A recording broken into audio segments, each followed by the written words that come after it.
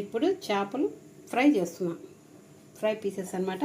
ఇప్పుడు ఫ్రైకి కావాల్సిన పదార్థాలు ఏంటంటే ఉప్పు, అల్లం వెల్లుల్లి పేస్టు, ఇది మిరియాల పొడి అండి, కారము, కొంచెం ఆయిల్ పోసాను చూడండి. ఆయిల్ ఎందుకంటే ఆయిల్ పోస్తే మనం ప్రత్యేకించి ఫ్రై చేసేటప్పుడు ఆయిల్ పోయక్కర్లేదు. ఆ విధంగా నేను ముందే కలిపేస్తున్నా చూడండి. మొత్తం ఎన్ని కలిపేసుకోవాలి బాగా. ఏమేమి కలిపాను దీంట్లోనూ?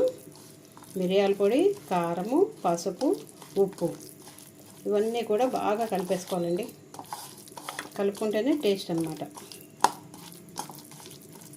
ఇవన్నీ కూడా మనం ముక్కలకు పట్టించాలి పొడి.